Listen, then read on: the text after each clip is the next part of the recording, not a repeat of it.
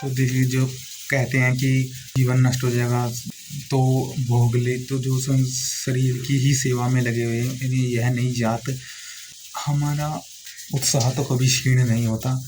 हम उसी उसी भाव से चलना चाहते हैं, उसी भाव से प्राप्त कर रहे होते हैं कि वह हम वह यहीं पर है। उसी हमारी पाने की इच्छा वही उसी इंटेंसिटी से रहती है, हम पाने की इच्छा वही रहती है।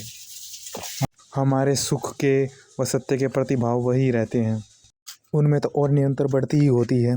उसमें तो सुख की इच्छा में हम निरंतर कर्म करते रहते हैं, सुख की इच्छा विद्यमान, उसमें तो निरंतर कर्म चल रहा है, अर्थात वह तो चाहती है कि निरंतर उसी परिस्थिति में रहे। हम सुख की परिस्थिति को नहीं छोड़ना चाहते, सुख के भाव को नहीं छोड़ त्यागना चाहते। तो कौन कह सकता है कि यह नष्ट हो रहा है, नष्ट और निरंतर हो रहा है, निरंतर उत्पन्न हो रहा है वह भाव। तो नष्ट फिर कोई भी भाव हो निरंतर नष्ट और उत्पन्न होना चल ही रहा है, उनको कौन रोक सकता है। और जिसको हम नष्ट समझ रहे हैं उसका उत्पन्न कब हुई थी वह।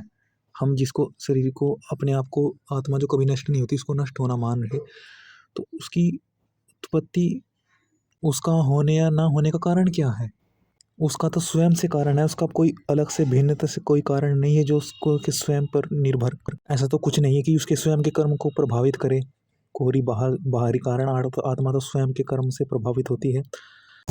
हम थे अभी और बढ़ गए कि इतने तक बढ़ सकते, इतनी उसकी सीमा है, उस सीमा तक बढ़ गए, फिर कम हो गई सुख के भाव तो निरंतर उत्पन्न हो ही रहे हैं।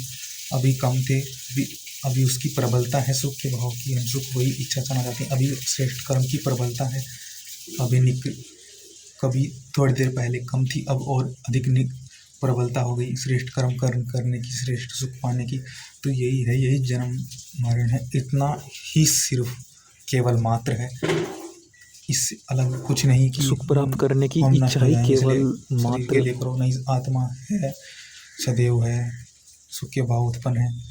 इस शरीर जाता है, आत्मा थोड़ा ही जाती है। आत्मा की तो न्यूनता प्रबलता होती रहती है, सुख की बस इतना ही अंतर है। नष्ट अर्थात सुख की न्यूनता, परंतु सुख तो फिर भी है। उत्पन्न और नष्ट होती है कि उसकी न्यूनता आ गई, प्रबलता होगी, सुख की इच्छा प्रबल हो गए, भाव वही प्रभाव निरंतर तो उत्पन्न हो रहे हैं। अब हम जन्म ले रहे हैं तो प्रबल हैं, फिर पूर्ण हो जाएंगे मोक्ष में। तो ये न्यूनता यही होती है कि वह भाव कम नीचे ऊपर नीचे हो रहे हैं, अधिक न्यून हो रहे हैं। अभी तो फिर वही उत्साह है कि नष्ट होकर के फिर वही उत्साह उत्पन्न हुआ, निरंतर उत्पन्न तो हो ही रहे हैं। हमारे सुख के प्रति भाव ऐसे ही है, तो निरंतर तो वैसे ही बने रह रहे हैं, तो निरंतर तो उत्पन्न हो ही रहे हैं, तो नष्ट तो कैसे कह सकते हो तुम। तो वो नष्ट होना वह यह है कि एक वस्त्र छोड़ा दूसरे शरीर में प्रविष्ट।